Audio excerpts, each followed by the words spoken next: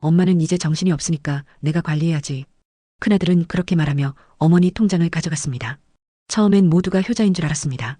하지만 몇 달 뒤 어머니 계좌에서 수천만 원이 사라졌고 가족들은 서로를 의심하기 시작했습니다.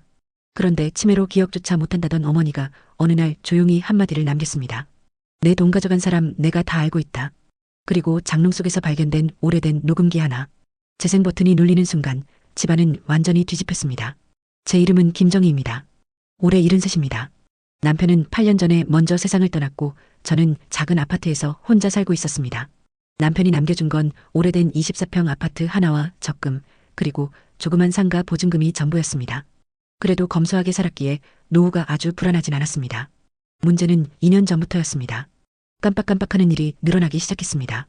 가스불을 켜놓고 외출하기도 했고 같은 말을 반복하기도 했습니다. 병원에서는 초기 치매라고 했습니다.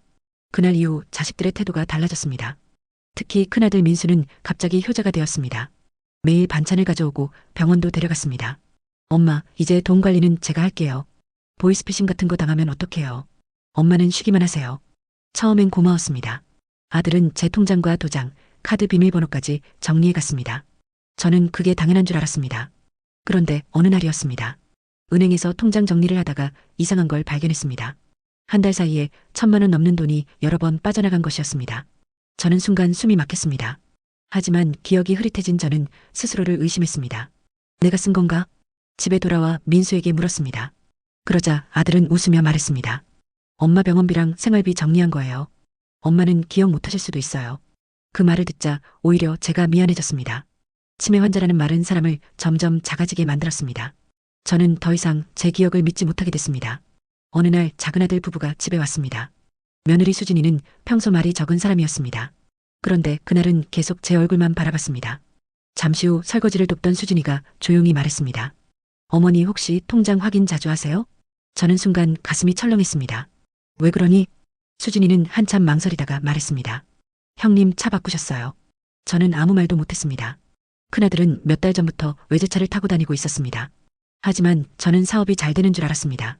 그날 밤 잠이 오지 않았습니다. 그래서 몰래 통장을 다시 꺼내봤습니다. 정말 이상했습니다. 병원비라고 하기엔 너무 큰 돈이 계속 빠져나가고 있었습니다. 며칠 뒤 저는 몰래 은행에 갔습니다. 직원은 거래 내역을 출력해줬습니다. 출금된 돈 대부분이 아들 계좌로 이동된 상태였습니다. 순간 손이 떨렸습니다. 하지만 더 충격적인 건 그 다음 말이었습니다. 보호자분이 어머님 치매 진단서 제출하시고 가족관리 신청하셨어요. 그 말을 듣는 순간 머리가 새하얘졌습니다. 저는 아무것도 모른 채 점점 제 인생의 권리를 빼앗기고 있었던 겁니다. 그날 이후 저는 무서워졌습니다. 혹시 정말 내가 이상한 건 아닐까? 혹시 내가 기억을 못하는 게 맞는 걸까? 하지만 이상하게도 밤마다 남편 생각이 났습니다. 남편은 살아생전 항상 말했습니다.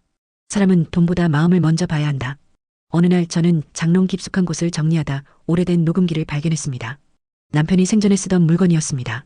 그런데 버튼이 눌리며 이상한 소리가 들렸습니다. 엄마는 이제 정신없으니까 빨리 처리하자. 순간 온몸이 굳었습니다. 그 목소리는 큰아들과 며느리였습니다. 녹음은 우연히 저장된 것이었습니다. 그 안에는 제 재산 이야기가 계속 나왔습니다. 요양원 보내면 집도 정리 가능해. 작은 집은 아무것도 모르게 해야 돼. 치매 판정 있으니까 문제 안 될 거야. 숨이 막혔습니다. 눈물이 멈추지 않았습니다. 제가 믿었던 자식은 제 노후가 아니라 제 재산만 보고 있었던 겁니다. 그날 밤 저는 처음으로 결심했습니다. 아직 안 끝났다. 저는 조용히 변호사를 찾아갔습니다. 그리고 모든 통장 거래 내역과 녹음 파일을 보여줬습니다. 변호사는 표정이 굳었습니다. 어머님, 지금이라도 재산보호 조치를 하셔야 합니다. 저는 남은 정신이 흐려지기 전에 움직여야 했습니다. 며칠 뒤 가족들이 모두 모인 자리. 큰아들은 여전히 태연했습니다. 엄마 건강 안 좋으니까 요양원 알아봐야 돼요. 그때 저는 조용히 녹음기를 꺼냈습니다. 재생 버튼을 누르자 방안이 얼어붙었습니다. 엄마는 이제 정신없으니까 빨리 처리하자. 큰아들 얼굴이 순식간에 하얗게 질렸습니다. 며느리는 고개를 숙였습니다. 작은아들은 분노하며 소리쳤습니다. 형이 사람이야. 하지만 저는 이상하게 화가 나지 않았습니다. 그냥 너무 슬펐습니다. 내가 평생 먹이고 키운 자식이 결국 내 죽음만 기다리고 있었다는 사실이. 몇 달 뒤 저는 작은아들 집 근처 작은 임대 아파트로 옮겼습니다.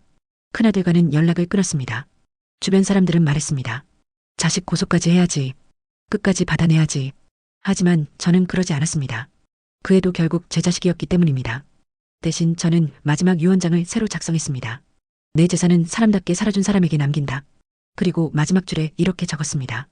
부모의 기억은 사라져도 상처는 끝까지 남는다. 요즘도 가끔 큰아들에게 전화가 옵니다. 하지만 저는 받지 않습니다. 치매보다 더 무서운 건 가족의 탐욕이었다는 걸 이제는 알게 되었기 때문입니다.